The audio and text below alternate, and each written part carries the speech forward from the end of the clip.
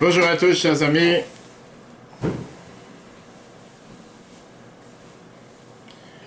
Bonjour à tous. Nous sommes aujourd'hui, on va voir ensemble Tania, chapitre 31. On va finir le chapitre si Dieu veut. On peut revoir les deux premiers cours sur le chapitre 31 sur l'application Torah au cours de la semaine dernière, ainsi que le cours de la semaine d'avant. Et on va continuer aujourd'hui dans la quête pour la joie. On a parlé longuement hier, la semaine dernière, et la semaine d'avant, on a parlé longuement sur l'importance de s'éloigner de la tristesse, s'éloigner de l'amertume et aller vers la joie. Sauf qu'on avait un problème. On avait le grand problème qui était, c'est facile à dire mais pas facile à faire. Pourquoi pas facile à faire?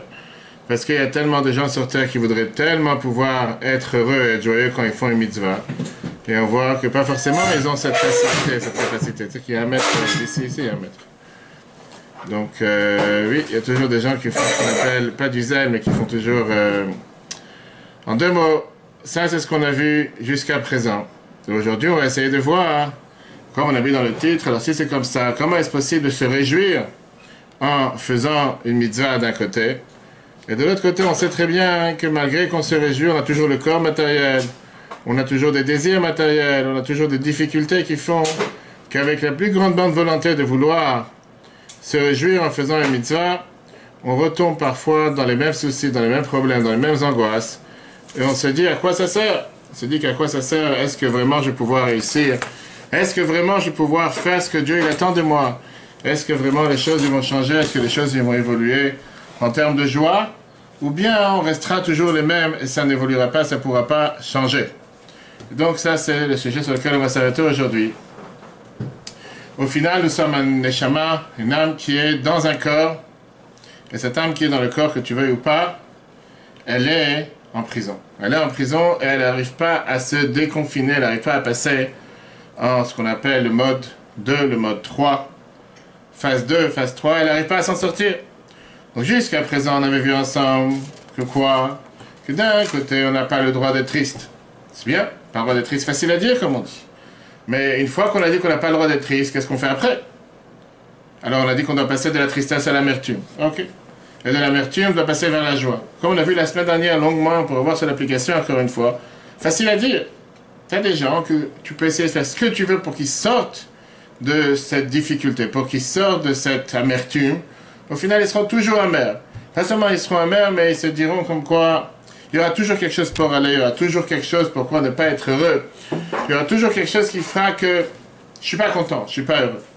Et c'est ce qu'on va voir aujourd'hui ensemble, justement. Comment réussir? Comment avoir la possibilité de pouvoir, malgré les difficultés, malgré le fait que je suis au courant que c'est une âme qui est dans un corps et qui est en prison, qui n'est pas à sa place et qui voudrait être beaucoup plus à l'aise et qui voudrait être beaucoup plus heureuse, comment faire en sorte de toujours rester avec cet optimisme, avec cette joie, malgré les difficultés. Comme on l'a vu la semaine dernière, si tu te rappelles, le fait que, oui, on peut parfois avoir des difficultés dans lesquelles c'est impossible d'être joyeux.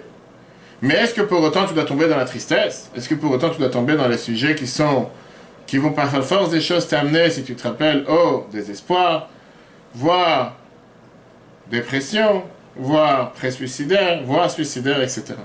Donc c'est pour ça que le Noazaken, jusqu'à présent, au milieu de ce chapitre 31, nous a dit comme quoi on doit s'éloigner de tout ça. S'éloigner de tout ça et s'assurer et faire en sorte de toujours rester avec l'optique de vouloir et être tout le temps joyeux. Comment? C'est ce qu'on va voir aujourd'hui. Je te rappelle, la semaine dernière, on a parlé ensemble sur le fait que tu as des fois quelqu'un, deux frères, dont un ne pouvait pas supporter l'autre, qu'après de nombreuses années, il a marié son enfant et il a dit, en aucun cas je vais aller au mariage de mon frère, du fils de mon frère, et qu'il savait qu'il aimait bien le violon, donc il lui a envoyé un violoniste pour aller jouer en bas de chez lui. Et il était tellement attiré par les chansons, c'est qu'il est parti, il a dansé au mariage toute la soirée, mais à la fin, son frère lui demande la question, pourquoi tu es venu en pyjama? Tu as oublié de te changer avant de venir. On va revenir sur ce sujet aujourd'hui, parce que ça, c'est le problème qui nous reste. Qu'est-ce qu'on a vu la semaine dernière? Que quand quelqu'un il se sépare, et quand quelqu'un, au final, il réussit à se séparer de toutes ces tensions, de tous ces fantasmes, de toutes ces difficultés, de toutes ces épreuves, finalement, il découvre cette lumière de l'Anshama. Il veut se rapprocher de Dieu. Et il est plein de joie.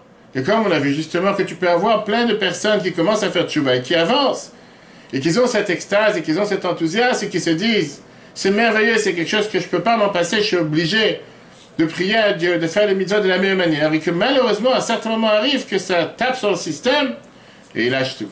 Qu'est-ce que ça veut dire, il lâche tout? Tout d'un coup, ils se disent, j'arrive plus à continuer comme j'aurais voulu. Comme on l'a dit tout à l'heure, au départ, on sent les lumières. On sent les lumières, on sent la joie, mais à certains moments arrive la déception. Arrive la déception parce que tu te sens dans la situation dans laquelle tu te dis toutes les épreuves et les rappels du passé. Tu es hanté par le passé. Et que même une fois que tu as fait tchouva, même une fois que tu t'es rapproché, même une fois que tu as avancé, parfois tu es déçu du fait que tu t'attendais à pouvoir monter l'Everest très rapidement. Et tu vois que tu n'es pas si léger que ça. Tu vois que tu n'as pas fait du sport pendant longtemps. Et tu vois que tu es essoufflé après avoir couru pendant 10 minutes. Et tu vois que tu n'arrives pas à monter. Et tu te dis, qu'est-ce qui se passe? Ça veut dire que tout ce que j'ai pu faire jusqu'à présent pour avancer, pour évoluer, ça ne sert à rien. La preuve est que je ne sens pas cet enthousiasme quand je fais une mitzvah comme j'aurais voulu. Et donc tu peux te dire, si c'est comme ça, à quoi sert tout ça? Je suis en train de perdre mon temps, je suis en train de perdre ma vie, je suis en train de vouloir me faire croire que j'ai évolué, alors que je n'ai pas évolué, je suis toujours le même. Je suis toujours ce sac de viande et de chair et d'os, comme on l'a vu la semaine dernière, que la Noazaken décrit ce corps, qui me rabaisse et qui fait en sorte que je n'arrive pas à avancer, je n'arrive pas à évoluer, je n'arrive pas à aller vers le haut. Viens, la Noazaken te tranquillise aujourd'hui en te disant, tout d'abord, rappelle-toi que tu n'es pas tout seul. C'est un problème qui existe chez chacun. Cette idée même, c'est une idée de base dans laquelle tu es censé te dire que quoi? Que un Benoni, quelqu'un qui représente ce qu'on appelle un intermédiaire, qui est ni parmi les côtés des tzadikim, ni parmi du côté des Shem, mais qui est l'intermédiaire. Lui, peut-être, il a le courage et la force de pouvoir surmonter toutes ces épreuves, surmonter toutes ces difficultés. Mais l'essence est toujours le même. L'essence est toujours un corps, une chair et un os. Il n'y a pas de différence. L'âme animale, l'âme naturelle, le mauvais penchant, continue à t'attirer vers les mauvaises choses, continue à t'attirer vers les choses interdites. Et qui font que, d'un côté, tu te sens que tu n'as jamais appris. Tu n'as jamais fait aucune mitzvah. Comment se fait-il que tu as toujours cette attirance, et tu as toujours ces désirs, et tu as toujours cette passion? Et la réponse, elle est, parce qu'à la faute de l'arbre de la connaissance, le serpent, il a mis cette impureté dans l'humain. Et cette impureté, elle est restée jusqu'à aujourd'hui. Le Zohar te dit, c'est ce qu'on a vu la semaine dernière au début du chapitre 31, que les habits que Dieu il a fait à Adam et Ève, ils étaient faits de peau de serpent, mashka de chavia. Et ça, c'est quoi? C'est le corps de l'homme. Le corps humain qui est cette coquille dans laquelle est habillée la neshama, dans laquelle est habillée l'âme. Et donc, tu peux très bien en un instant te réjouir en train de faire une mitzvah et être dans l'extase et de se dire, waouh, je suis tellement heureux, danser avec le Sefer Torah, le jour de Simchat Torah, au Kippour, au moment de la Neila, des moments les plus élevés, mais tu es habillé avec un pyjama qui a une peau de serpent. Et cette peau de serpent, elle ne te lâche pas. Ce qui veut dire que tu peux à un même moment, ou un instant plus tard, être attiré à avoir des fantasmes, à avoir des désirs les plus bas. Alors chez le Benoni, chez la personne intermédiaire, c'est seulement, on va dire, un niveau potentiel. Ça ne va pas sortir concrètement, puisque au final, sinon c'est un rachat. Donc c'est quelqu'un qui fait du mal, on ne parle pas de quelqu'un qui fait des bêtises. Mais chez les gens comme nous, on parle de cette attirance, et c'est une guerre qui fait que quotidiennement tu dois te battre, et quotidiennement tu sens le besoin de... Enfin, sans arrêt, le devoir, en guerre, tu peux pas, une fois, comme te dire, il n'y a pas contre qui se battre. Laisse-moi tranquille, je peux respirer, j'ai pas besoin de me battre. Alors, c'est ce qu'on a dit tout à l'heure, le terme qu'on a mis aujourd'hui, c'est comment on peut parler de demander à l'âme divine de se réjouir. Comment tu peux demander à la neshama de se réjouir, faire avec une joie d'une mitzvah, alors que le corps et l'âme naturelle restent toujours bas, restent toujours inférieurs, et malgré toutes tes bonnes volontés de vouloir t'élever, tu restes toujours avec l'autre. Tu es toujours confronté à vouloir à cette situation qui... Sachant, je suis toujours humain, je suis toujours naturel, je suis toujours grossier. La réponse, elle est, ça c'est une révolution que la Noazaken nous dit dans ce chapitre 31, qui est, tu peux faire les deux à la fois. Je ne vais pas demander d'être bipolaire, parce qu'il y en a qui sont de naissance, comme celui qui est en face de moi. Tu as le devoir d'être d'un côté avec une âme joyeuse et la tristesse du corps. Et c'est pas opposé l'un à l'autre.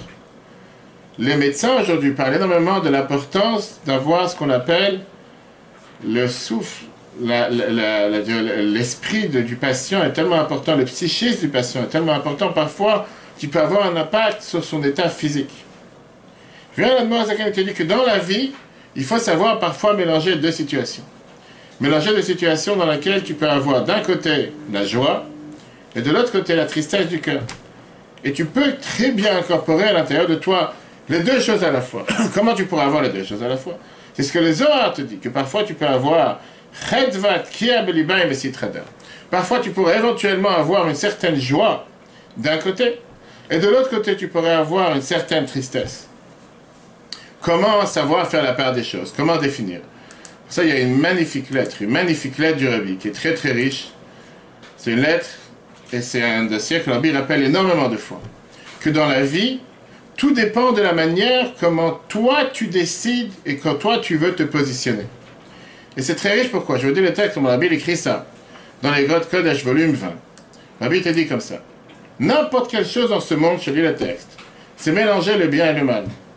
Et toi, tu as la possibilité de choisir dans quoi tu veux t'affilier et qu'est-ce qui t'intéresse. Dans la vie de chacun d'entre nous, il y a deux manières de voir les choses. Tu peux voir le bien qui t'entoure ou tu peux voir le mal qui t'entoure. Tu peux voir le fait que le monde c'est un chaos total, qu'une personne en Chine a mangé un va savoir quoi et le monde entier est tombé dans un chaos. On ne peut pas s'en relever, c'est terminé, le monde est fini.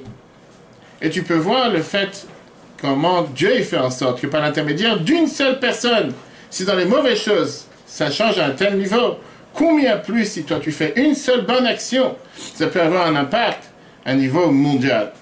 Ça c'est mon exemple. Le Rabbi continue dans sa lettre. Les Chachamim te disent que Adam Arishon, il est né au Gan Eden, quand il était dans le paradis, il se plaignait sur sa situation. Et il a été appelé, d'après nos sages, Kafoui Tova, quelqu'un qui a renié le bien qu'il a fait avec lui. C'est très bien qu'il avait tout permis pour lui, il avait tout ce qu'il désirait, il n'y avait rien qui l'empêchait. Il avait le droit de manger de tout, de toucher à tout, de profiter de tout. La seule chose que Dieu il a dit, je t'en supplie, ce petit arbre qui est dans le coin ne touche pas. Et c'est juste ça qu'il fallait qu'il touche.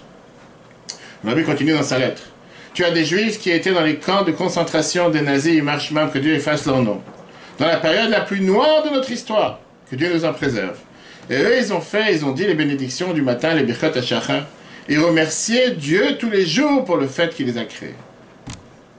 Je suis en train de réfléchir à ça. Comment le Rabbi te prend ici deux exemples qui sont diamètre à l'opposé, il n'y a même pas de quoi comparer. Un qui a tout pour lui, qui est heureux et qui a toutes les raisons sur terre pourquoi il doit être heureux, il peut être heureux, et néanmoins trouve le moyen de se plaindre. Dieu lui demande, comment ça se fait que tu n'as pas fait ce que je t'ai demandé? C'est la femme que tu m'as donnée qui m'a fait faute. Viens, Rach, il te dit, il n'y a pas plus ingrat qu'une personne pareille. Je t'ai même pas donné de femme, je t'ai même pas imposé de femme, c'est toi qui l'as voulu. Et tu oses dire que c'est la femme que tu m'as donnée qui m'a fait fauter. Et de l'autre côté, tu as des juifs dans les camps de concentration qui ne savent pas s'ils vont vivre dans la minute qui suit. Et que néanmoins, ils se lèvent le matin en train de faire les bénédictions et remercier Dieu. La vie termine en te disant que, en regardant les choses de cette manière et en agissant de la sorte, ça montre clairement que seul l'humain, que chacun d'entre nous, tu as toi la possibilité de pouvoir décider de ton sort. C'est toi qui as la possibilité de choisir si tu veux être heureux ou si tu veux être malheureux. C'est toi qui as la possibilité de choisir. Je ramène le mot que la Bible emploie. La vie humaine, elle est faite d'une manière, si ça va être une vie qui est pleine de satisfaction et de sens, ou le contraire, les mots que la Bible emploie, tluim bemidak de la birtsono shel adam. Ça dépend énormément de la manière comment toi tu décides de regarder les choses. Et c'est toi qui règnes sur la manière comment tu vas voir les choses avec ta tête, si tu veux regarder les choses de manière droite ou de manière gauche. Une lettre qui, j'ai dit, c'est tellement riche parce que ça te laisse, c'est exactement ce qu'on est en train de voir dans ce chapitre 31. Que la Bible t'explique comme quoi ça n'existe pas être triste ou être joyeux d'une manière imposée. Personne ne te l'a imposé. Et c'est ce qu'il t'explique ici dans le Tanya à la fin du chapitre 31. Comme quoi, c'est toi qui as les capacités de pouvoir être et joyeux et triste à la fois. Maintenant, ça dépend de quoi tu veux être joyeux et ça dépend de quoi tu veux être triste. Tu peux très bien regarder les choses de manière noire. Tu peux très bien regarder les choses de manière négative. Tu peux très bien te dire que le monde est dans un chaos total et que c'est fini, qu'il n'y a plus d'espoir et qu'il y aura une deuxième vague, une troisième vague, une dixième vague. Et je parlais avec quelqu'un hier, je dis un ouragan, un deuxième ouragan. Le monde est fini. On va tous mourir. Ou tu peux regarder les choses de manière objective en te disant qu'est-ce que Dieu veut me montrer, quel enseignement moi je peux tirer pour la vie de tous les jours. Comment faire en sorte de pouvoir, dans la situation la plus noire, alors te donne l'exemple. des Juifs qui sont des camps de concentration, que Dieu nous en préserve, qu'on n'a pas eu, je n'ai pas dit la chance, on a entendu, ma grand-mère était dans les camps de concentration à Dachau. Nous-mêmes, on n'a jamais connu une telle situation, et que néanmoins, dans les situations les plus pires, c'est eux qui viennent et qui sont reconnaissants. Comme je dis à chaque fois, j'ai la chance d'être revenu dans les hôpitaux, dans les prisons. Combien de fois tu vas parler avec des malades qui sont vraiment en phase finale, qui sont entubés de tous les côtés, et que tu leur demandes comment ça va. Et ils n'ont aucune raison de se plaindre. Ils sont tellement heureux. Tu vois à travers les masques, comment ils se disent que Dieu fasse que ce soit pas pire. Et comment parfois tu vas voir quelqu'un et pour... Il fait 30 degrés dehors. Ou va savoir quelle raison il se plaint. La baguette elle est brûlée, il fait trop chaud. Mille et une raisons pour pouvoir se plaindre. La baguette dit, tu sais quoi? C'est toi qui décides d'où on sort et c'est toi qui décides comment tu veux regarder les choses. Bien, ça c'était la lettre du Rabbi en parenthèse par rapport au cours d'aujourd'hui. Revenons dans le chapitre 31. Le Rabbi Noazaken te dit, comment tu vas choisir où est ta joie et où est ta tristesse? Tu peux avoir une joie en te disant, j'ai la chance d'être un enfant d'Abraham, Yitzhak et Yaakov. J'ai la chance de pouvoir m'attacher à Dieu. J'ai une neshama. En deux mots, cette parcelle divine qui ne va jamais être rabaissée, qui ne va jamais être dégradée, qui ne va jamais descendre de niveau. Par contre, j'ai la tristesse du fait que je sais très bien que cette âme est emprisonnée dans un corps, que je veuille ou pas. J'ai des tentations, j'ai des fantasmes, j'ai des désirs, j'ai un corps matériel, et il y a un conflit d'intérêts. Conflit d'intérêts qui est présent H24. Ce conflit, il ne va jamais terminer. Il sera présent éternellement. Jusqu'à 120 ans. C'est le combat que Dieu nous a donné à chacun d'entre nous. Et donc, comme je te dis, puisque c'est un combat éternel, tu vas commencer à pleurer tous les jours. C'est un combat qui existe. On doit se battre contre ce mauvais penchant. On doit tout faire à chaque instant pour pouvoir redécouvrir, pas seulement redécouvrir, donner les forces pour pouvoir agir à nouveau à chaque fois. La question, elle est, où je vais mettre le plus d'efforts et où je vais mettre, on va dire, pas les GPS, où je vais mettre ma vocation, où je vais mettre ma passion, où je vais décider que est-ce que je préfère être triste du matin jusqu'au soir, que j'ai un corps matériel, j'ai un corps terrestre, et j'arrive pas à m'envoler dans les mitzvot, et j'arrive pas à être heureux, j'arrive pas à être joyeux, ou bien je vais donner plus d'action au fait que, oui, j'ai ce corps, j'ai cet inconvénient, j'ai ce problème, mais regarde la beauté que Dieu a fait en sorte. J'ai la chance d'avoir une neshama, j'ai la chance d'avoir fait appartenir à ce peuple élu, le peuple choisi qu'on vient de recevoir Shavuot. J'ai la chance de pouvoir faire Torah Mitzvot. J'ai la chance que mon âme n'a pas été emprisonnée, ni dans un camp de concentration, ni dans une prison, ni quoi que ce soit. Mon âme est libre. Elle est dans le corps, mais elle est libre. Et c'est à moi qui peux décider quoi faire avec. Prenons deux cas de figure. Tu as une personne pour qui l'âme est le corps est le plus important. Et puisque le corps est plus important, tu auras deux manières comment il pourra agir. Ou bien que c'est les besoins du corps qui vont créer chez lui la joie ou la tristesse. S'il va manger un très bon repas, il va être content, et s'il ne va pas manger un bon repas, il va être triste. Quand il aura de l'argent, il va être content, quand il n'aura pas d'argent, il sera triste. Hier soir, j'ai envoyé une merveilleuse lettre, j'espère que tu l'as lue. Une merveilleuse lettre du Rabbi dans les Grottes Kodesh qui explique comme quoi, justement, par rapport au bitachon, à cette situation dans laquelle nous sommes actuels, que des gens ils viennent et se plaignent, disant on n'a pas travaillé pendant 2 mois, les restaurants ils commencent à peine à ouvrir, et qui le Rabbi t'écrit dans cette lettre en te disant que pense pas un instant que ta parnassa peut être partie ou peut être diminuée par telle ou telle personne, par telle ou telle entreprise concurrente. Sache une chose, que depuis le début de l'année, ce que Dieu t'a décidé, ça restera chez toi, c'est ce qui t'appartiendra. La seule chose que tu dois faire, le Rabbi dit dans cette lettre, c'est à toi de te renforcer avec ton bitachon. Et si tu te renforces avec le bitachon, à ce moment-là, tu vas réussir. Regarde la lettre, tu l'as lu hier soir, tu l'as pas lu. Tu l'as pas lu comme d'habitude. Tu vois une lettre, tu te dis, c'est pas pour moi. La lettre 1405. Dans cette lettre, le Rabbi écrit la chose suivante. Le Rabbi te dit, vous imaginez avec le sentiment qu'un autre commerçant peut peut-être vous faire de la concurrence et diminuer votre recette. Vous me demandez donc mon avis sur cette question. Comme vous le souhaitez, je mentionnerai encore une fois votre nom lorsque je me trouverai près du tombeau de mon beau-père, le Rabbi. En tout état de cause, vous savez que les Juifs sont croyants, fils de croyance, qu'on voit dans Tania, mais Aminim, même Aminim. Vous devez donc être certain que les gains d'un homme lui sont fixés entre Rosh Hashanah et Kippour. Ceci inclut également les recettes, ceci inclut les recettes que Dieu a fixées pour vous, et je suis convaincu que celles-ci sont là. Personne ne pourra les diminuer et encore moins les faire disparaître, ce que Dieu ne plaise. Vous devez donc placer fermement votre confiance en Dieu et le faire avec joie. Comme le dit les Zohar, le Rabbi a ramené ça dans des centaines de lettres, le Zohar de Tetzavé, page 184b, ce monde inférieur reçoit toutes les bénédictions célestes. Et lorsque la joie et la clarté règnent ici-bas, ces bénédictions sont en outre joyeuses et lumineuses, ainsi qu'il est dit, servez Dieu avec la joie. La Bible dit particulièrement du fait que c'est quelqu'un comme vous qui a eu le mérite de permettre au plus grand nombre de disposer d'un livre de mon beau-père. Il a sponsorisé le financement de publication d'un livre de Torah.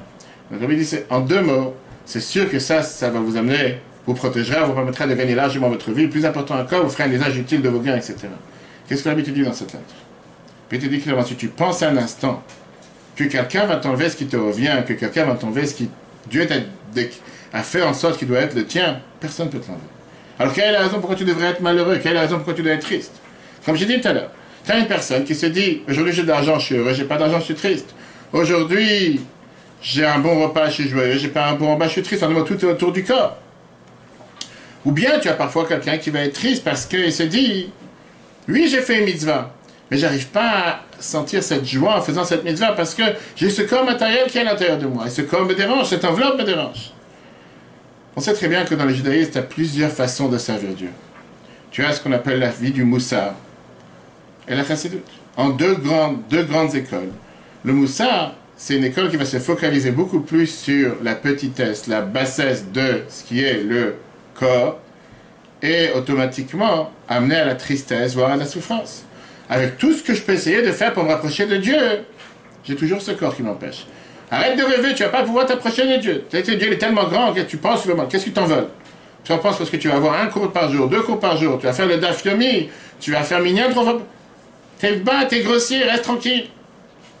Viens là, Mourazakan ici, il essaie de changer la donne en te disant, mais sur la balance, t'as un neshama. T'as pas qu'un corps, t'es pas que matériel, t'as aussi un neshama, t'as un âme juif.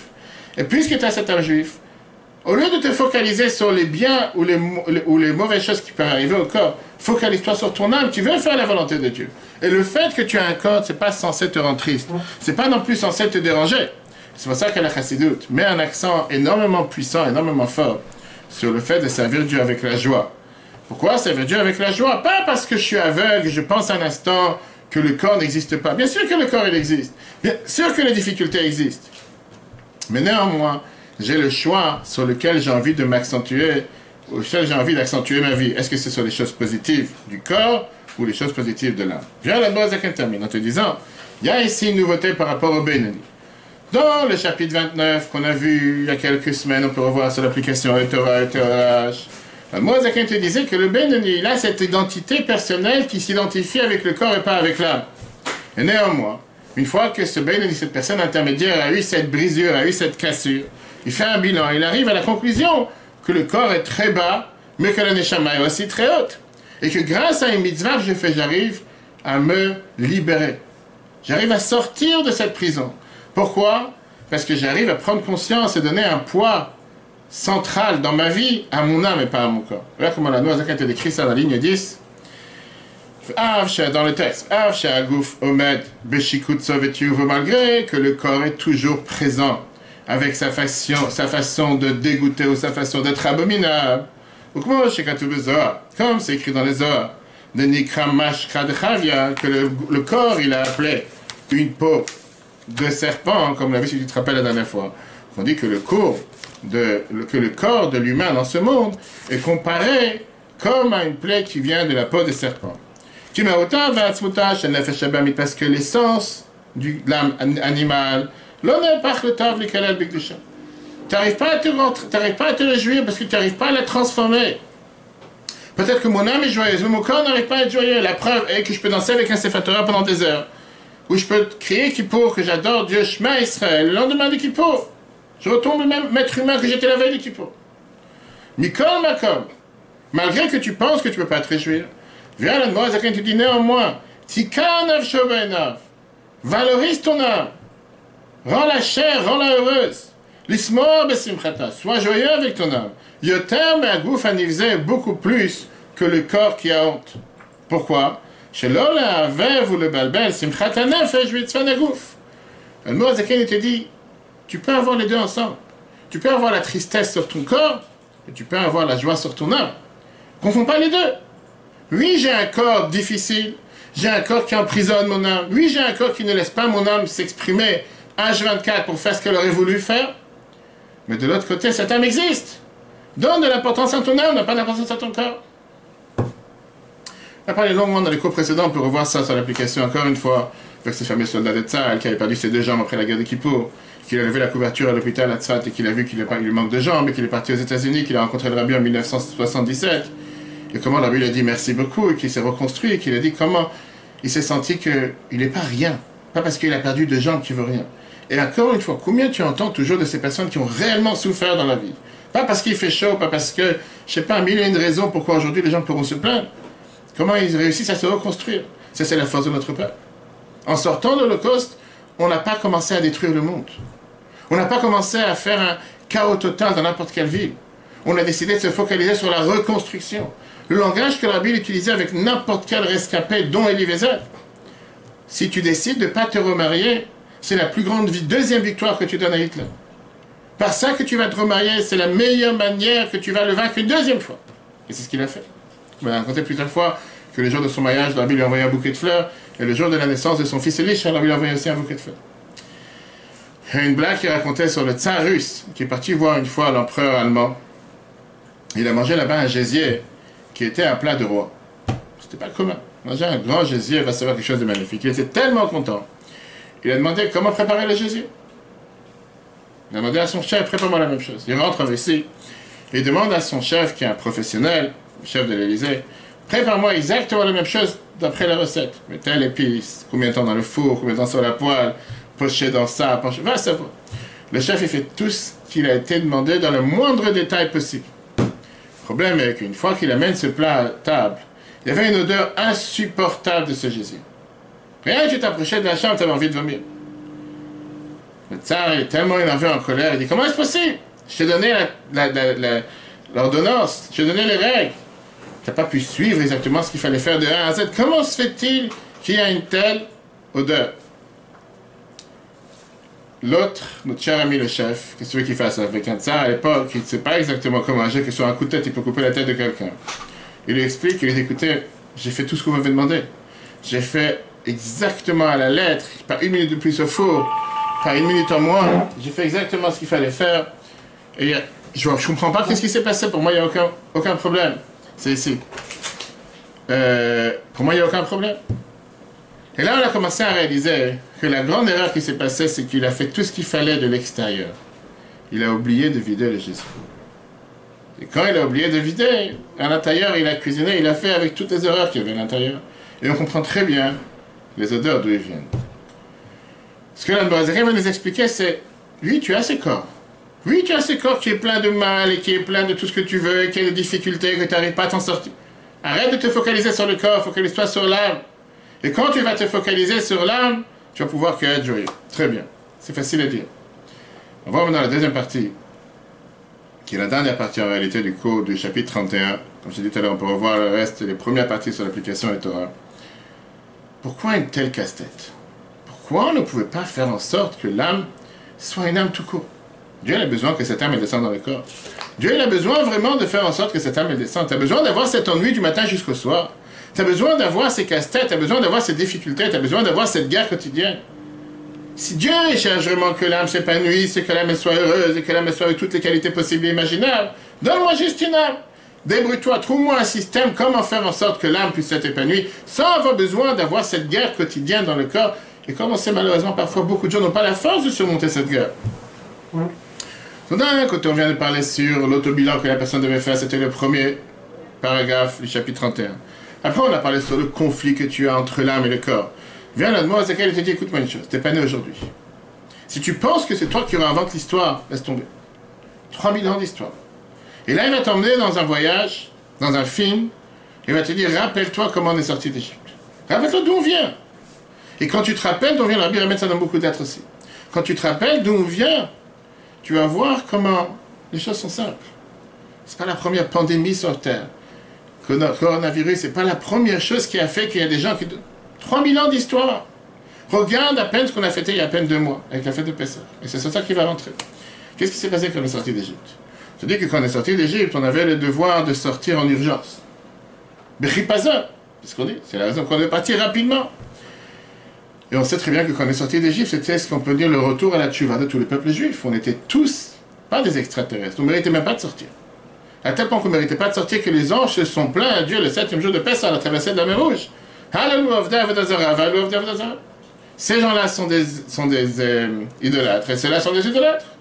On n'avait aucune mérite. Bien, tu vas me dire, il y avait la Brit Mila, le sacrifice de l'agneau pascal. Oublie. En grand terme, je te dis qu'on devait s'enfuir. À tel point qu'on devait s'enfuir, c'est que la pâte n'a pas eu le temps de lever. Imagine-toi, jusqu'à aujourd'hui, on doit subir de manger ce pain de misère, qui est le pain le plus cher, qui est la matzah. Pourquoi? Parce que le pain n'a pas eu le temps de lever. Il n'avait même pas 18 minutes. De quoi tu parles? Quelle est l'urgence? Où tu es en train de courir? Et si jamais ils auraient attendu ces 18 minutes, on n'aurait pas mangé de matzah à Pessah aujourd'hui. Tout un débat, on a vu ça dans les cours de Pessah, on peut le voir sur l'application.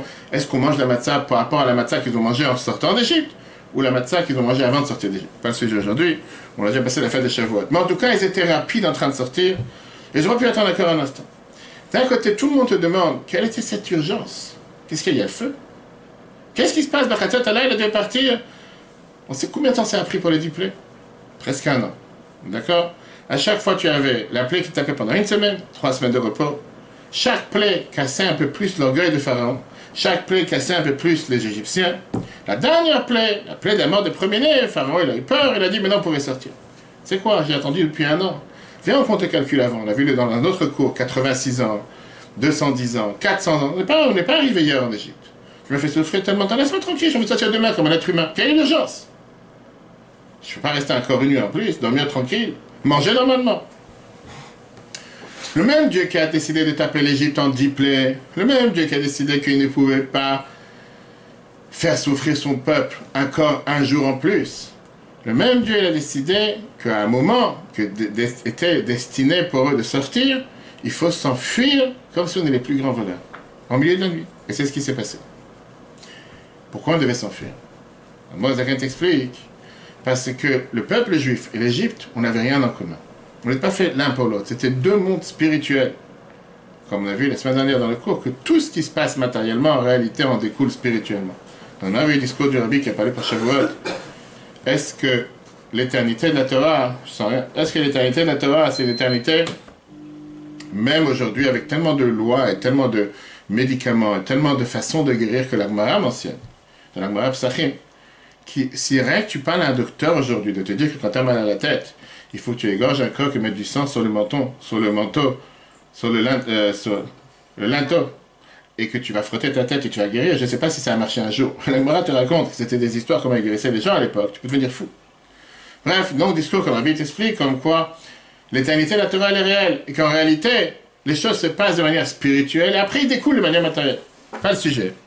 Mais au final, tu vois ici qui te dit que spirituellement parlant, on n'avait rien à faire avec cette Égypte. Il y avait une impureté d'Égypte, que le corps était dans une telle impureté, que si jamais il serait resté un corps un instant, c'est comme si je te dis quelqu'un qui est en train de se noyer, et que tu lui restes quelques secondes pour lui donner une perche pour pouvoir sortir, ou une bouée. S'il lâche cette bouée 5 secondes, il est fini. Il ne pourra plus se relever. Pourquoi on devait s'enfuir d'Égypte? Parce qu'on devait sortir de là-bas par force. Si on serait resté un corps un instant, comme c'est écrit, on aurait été enveloppé, englouti, asseveli dans 50e porte d'impureté qu'on n'aurait jamais pu s'en sortir. C'est la raison pourquoi on compte les 49 jours du homme, mais pour remonter les 49 portes d'impureté, les 49 niveaux d'impureté auxquels on était arrivé. D'ailleurs, c'est la phrase qu'on dit dans Dayenu, si jamais Dieu ne nous aurait pas fait sortir d'Égypte, nous, nos enfants et nos petits-enfants, on aurait encore été esclaves en Égypte. Tout le monde demande la question, le Rabbi va mettre ça dans sa Haggadah. Cette année, on a donné plusieurs cours sur les explications merveilleuses du Rabbi sur la Haggadah de Pessah de 1946, premier grand livre que le Rabbi a écrit. Qu'est-ce que ça veut dire cette phrase? Comment tu dis un tel mensonge? Et tu l'as chanté? Je suis sûr que la table Seder était assis avec la famille. Tu as chanté Elou, tiens, qu'est-ce que tu as chanté que quoi? Que si Dieu ne nous aurait pas fait sortir d'Égypte, il y a combien de temps? 3332 ans, tu as bien pris Shavuot. On aurait encore été en Égypte. Combien de temps devait durer cet exil? C'est un exil éternel. L'exil d'Égypte, c'était un exil qui aurait dû durer au départ 400 ans, si on compte le pays d'Israël, 210 ans, voire 86. Ça ne devait pas durer éternellement. Qu'est-ce que ça veut dire, cette phrase? L'explication, elle est que si Dieu ne nous aurait pas fait fuir de l'Égypte, comme on a dû s'enfuir, on aurait été là-bas spirituellement enseveli dans cette Égypte. Pas dans les parois égyptiennes matérielles.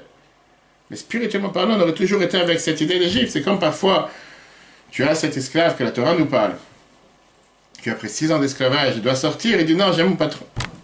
C'est comme ces Juifs qui ont tellement souffert en Égypte qu'ils ont 300 000 bébés morts. Pas un ou deux. Pharaon se baignait dans le sang des enfants juifs.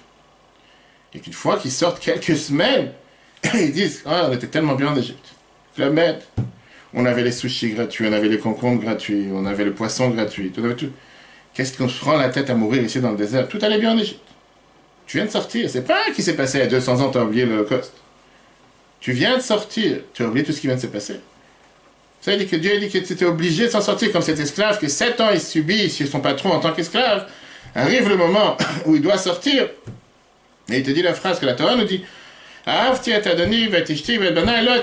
J'ai décidé que j'aime mon patron, j'ai pas envie de sortir, je préfère rester esclave toute ma vie.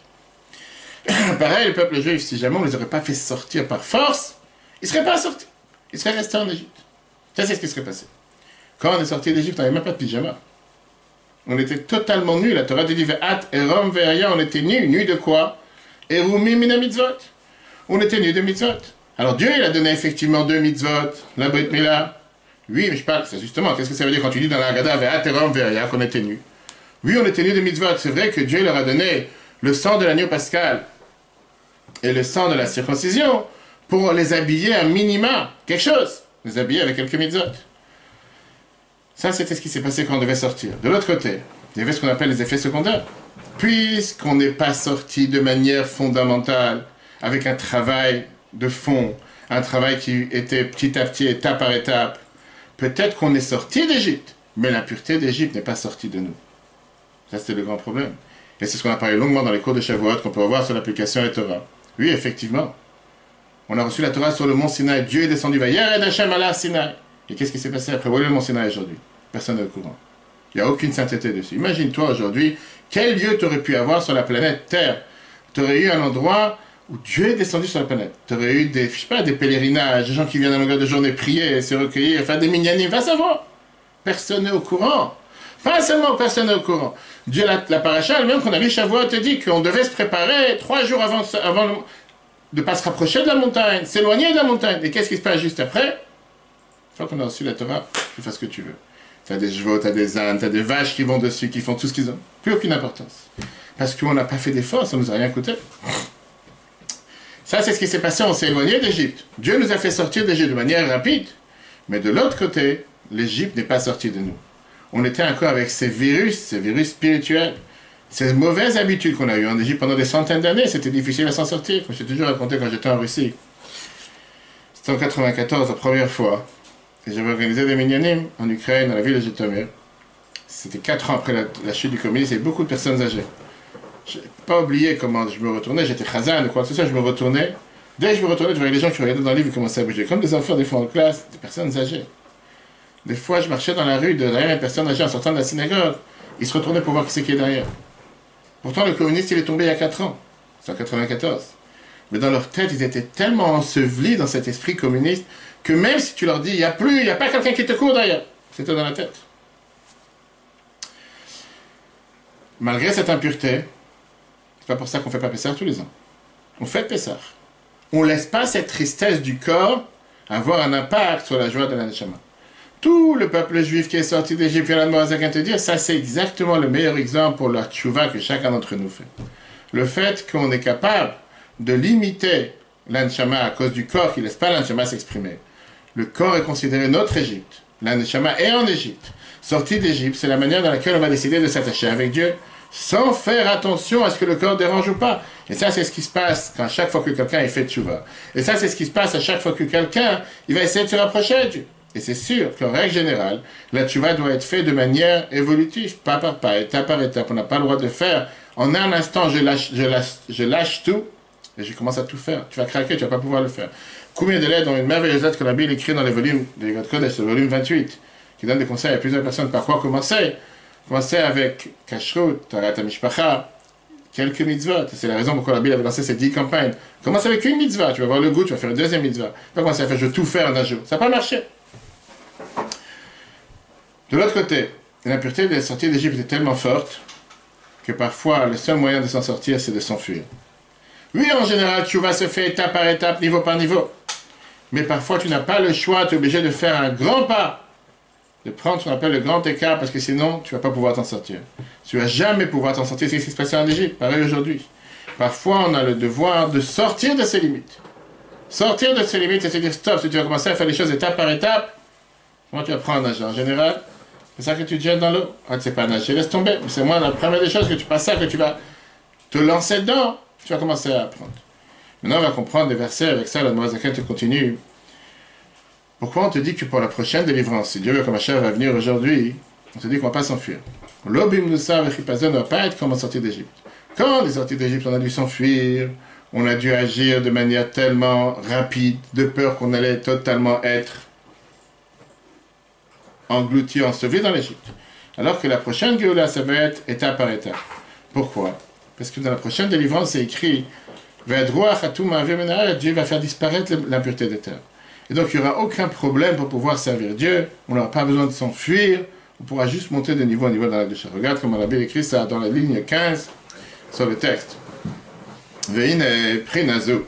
C'est ce degré de sortir de l'âme, du corps matériel, de l'exil matériel. Ça, c'est ce que ça veut dire la sortie d'Égypte. Comme c'est écrit, c'est écrit que Dieu, le peuple s'est enfui, pardon. Ça, c'était en Égypte. De l'Ikhora Otamoua, il te demande la question, la Noazaken, c'est étonnant.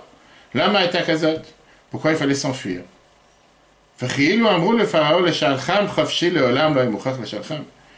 était prêt à tout. Si on aurait dit, fais sortir, fais disparaître le peuple juif, laisse-les libres. Il n'aurait pas eu la force de pouvoir les libérer. Il serait prêt à les libérer, même éternellement. Mais le problème, il est quoi? Que puisqu'il y avait ce mal qui est... Tu peux traduire? Où? Les Shalcham les renvoyaient. Si on aurait dit à Pharaon de les renvoyer libres éternellement, il n'aurait pas pu les renvoyer, il n'aurait pas été obligé de les renvoyer. Il n'avait pas le choix. Il savait très bien qu'il était sur le point de mourir. C'est aussi un premier-né. Mais seulement parce que le mal qu'il y avait dans les âmes du peuple juif, à cause du corps et de l'âme animale, il était encore avec toute sa force du côté gauche du cœur. Leur impureté ne s'est pas arrêtée jusqu'au don de la Torah. Rak seulement, leur but, leur volonté était de quoi? La tête, nafsham elokit migalut esitrach, de vouloir faire sortir l'âme divine de cet exil du mauvais penchant, du mauvais côté. Hitumat Mitzrayim, on parle de ça de l'impureté d'Égypte.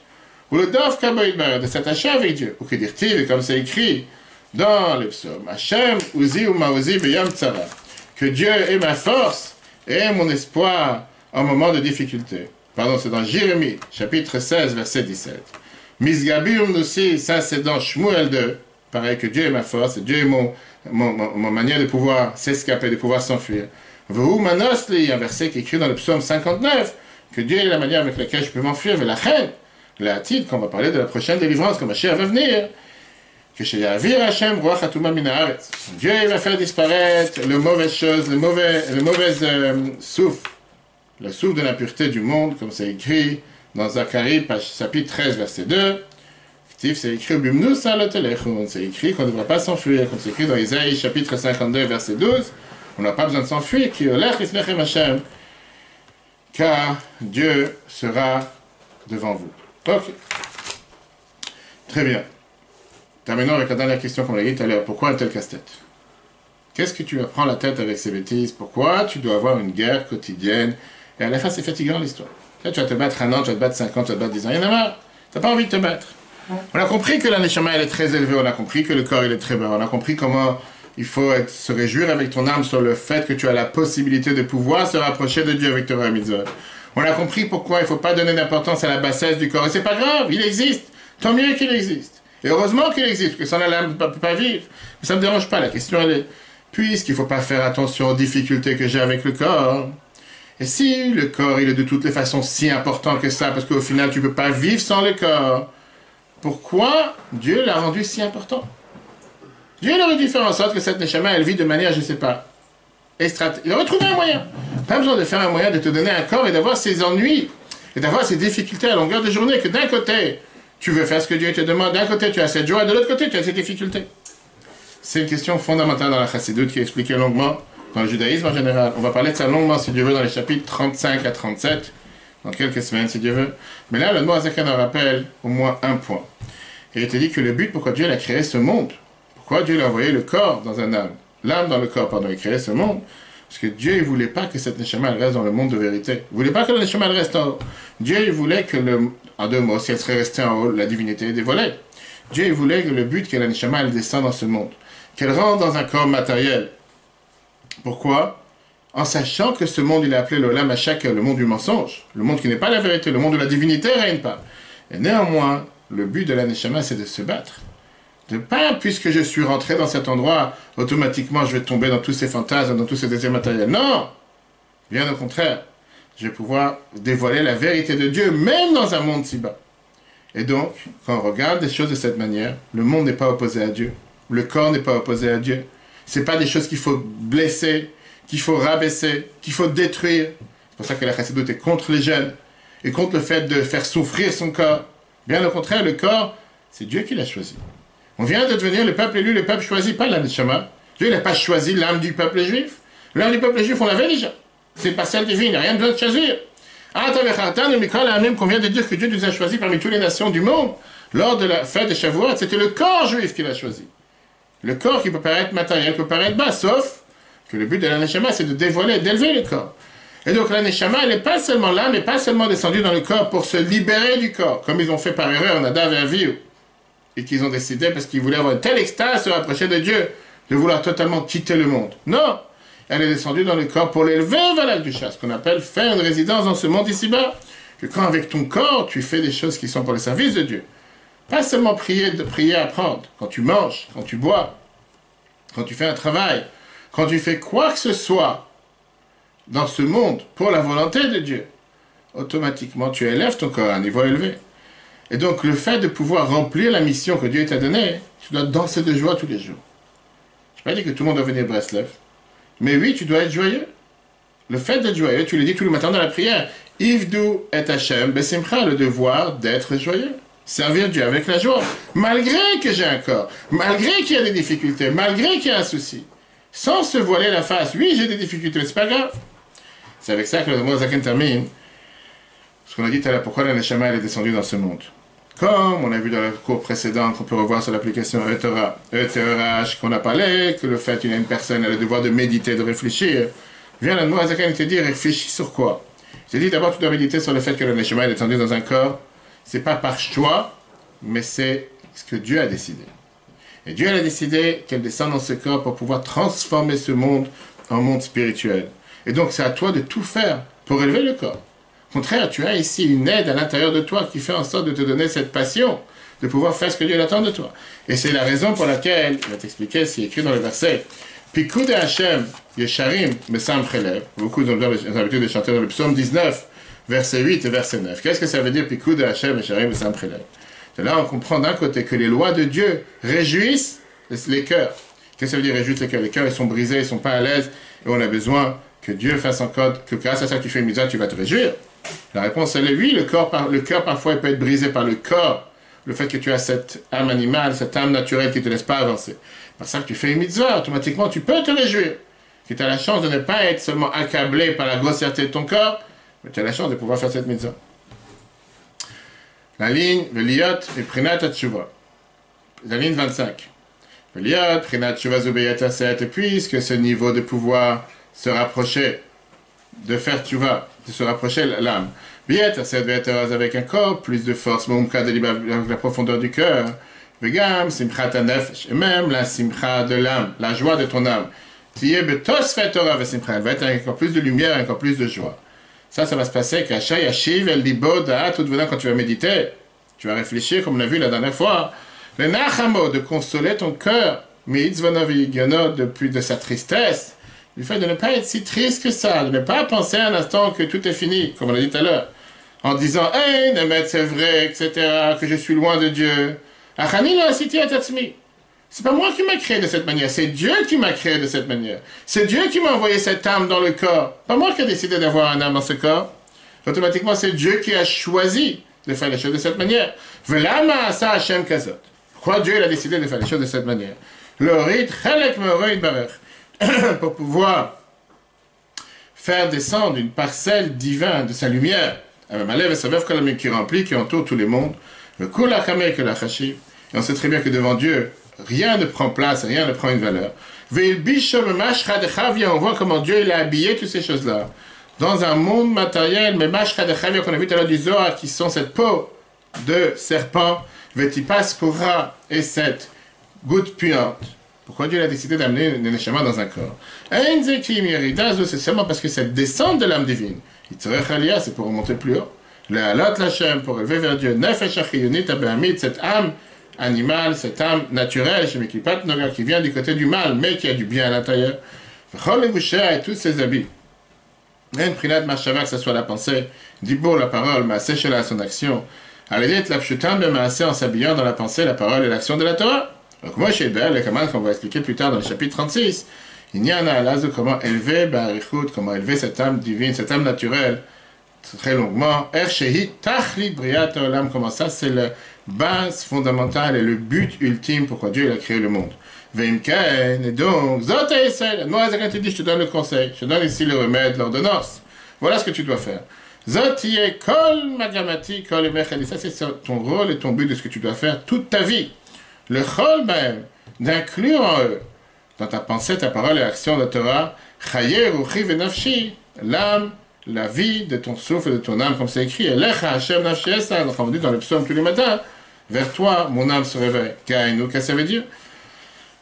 Les kacher, ma chashavti et diburi. D'attacher ma parole et ma pensée. Ma chashavto et diburi, dans la pensée et la parole de Dieu. Ça, ce sont toutes les lois que Dieu nous a données. Par les mitzvot. Mon action. En deux mots, j'accepte qui je suis. C'est Dieu qui m'a créé de cette manière. Mais néanmoins, grâce à chaque mitzvot, je peux m'élever. Chez la reine, écrite la Torah. C'est pour ça que la Torah, elle a été appelée Meshivat Nefesh. Qui vient, qui donne du souffle à cette âme, qui fait revenir l'âme, Pirouche, Limkoa, Vesharcha, fait revenir l'âme à sa source. Comme ça, c'est écrit, comme on l'a dit tout à l'heure dans le Teilim, puis Kud Hashem, Teilim, le psaume 19, que les lois de Dieu réjouissent ceux qui ont parfois un cœur brisé. Il y a un juif qui est entré une fois en Yichidut, en audience privée chez le Rabbi. Le Rabbi lui a donné l'importance de donner du mérite à des juifs en faisant des mitzvot.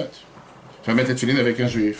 Va prendre des brochures que tu as la chance d'être imprimées par le Betrabat Seneman quand tu vas à Fontainebleau pour Shavuot, tu peux leur donner quoi lire pendant la fête de Shavuot. Et c'est sûr qu'ils ont bien été utilisés. Bref, fais faire des mitzvot à un autre juif. Même pour des juifs qui ne sont pas chez Torah, mais qui ne font pas Torah et mitzvot. Alors, il a dit que les mitzvot sont comparés comme une cravate qui embellit une personne. L'autre, il a demandé au Rabbi, si c'est comme ça, pourquoi mettre de filine à un juif qui ne fait pas Torah et mitzvot? C'est comme mettre une cravate à quelqu'un qui n'a pas d'habit. Si t'es pas habillé, je n'ai pas le but de mettre une cravate. Ça sert à rien. Si la cravate s'embellit la personne, mais pas une cravate à quelqu'un qui n'a pas d'habit. Rabbi qui a répondu bien au contraire. Quand tu mets une cravate sur quelqu'un qui n'a pas d'habit, il va se dire, mais il me manque les habits, il va aller chercher des habits. Quand tu donnes la possibilité à un juif de faire une mitzvah, automatiquement, il va aller vouloir en faire encore un deuxième ou une troisième. Conclusion de ce chapitre 31 et conclusion de ce qu'on a vu aujourd'hui. Le peuple juif s'est enfui d'Égypte parce qu'ils avaient peur que s'ils restaient encore un instant, ils allaient tomber. Pareil, on doit s'enfuir du mal et vouloir s'attacher dans le bien. Mais on doit se rappeler que c'est pas de notre faute que le corps il est bas. T'es pas fautif. C'est Dieu qui a décidé de faire descendre ta neshama dans un corps si bas avec un but pour l'élever et pour pouvoir transformer la matière en spirituelle, transformer ce corps matériel. Donc un des enseignements majeurs qu'on a passé au chapitre 31, c'est que parfois on doit s'éloigner du mal. Malgré qu'on se rapproche de Dieu en général, et comment on fait tchouva, ça doit être étape par étape, niveau par niveau. Néanmoins, on a le devoir parfois de tout claquer et de s'enfuir du mal. Parfois, ça peut être une épreuve difficile. Parfois, il n'y a pas le temps de réfléchir, de méditer. Il faut faire l'action. Et après, on commencera à comprendre. Et on a vu ça. On a vu ça avec Yosef. Yosef, le tzaddik, qui était avec la femme de Potiphar. Qu'elle a essayé de le séduire. Arrivé le moment qu'elle a presque réussi à le séduire. Et qu'est-ce qui s'est passé après? Yosef, il allait presque tomber. La Torah nous dit, Vayazov, Bigdo, Beyada, il a abandonné son habit dans ses mains. Vayanos, Vayetzah, il s'est enfui, il est parti dehors. Chachamim nous dit qu'il a vu l'image de son père. Il y en a qui te disent quel rapport. Qu'est-ce que ça veut dire qu'il a vu l'image de Yaakov devant lui? Rashi te dit que Yosef avait le même visage que son père. Yosef, il a vu le miroir et il a vu que quand il c'était son père, il a senti la sainteté de son père. Et il s'est dit, je ne suis pas capable de fauter, je suis obligé de m'enfuir. Pareil avec les épreuves que nous avons dans la vie. Parfois arrive un moment dans lequel on va succomber à cette épreuve. Parfois on va succomber au mal. Comme on a vu tout à l'heure, que le corps il est bas et il est grossier. On doit se rappeler l'image de notre Père, se rappeler qu'on a cette âme divine à l'intérieur de nous. Et avec ça, on aura la force de pouvoir se séparer du mal. Et quand on doit s'enfuir du mal, parfois on faut s'enfuir en un instant, en un clic de doigt, sans réfléchir. Comme on a dit il y a une semaine à Sev on va faire.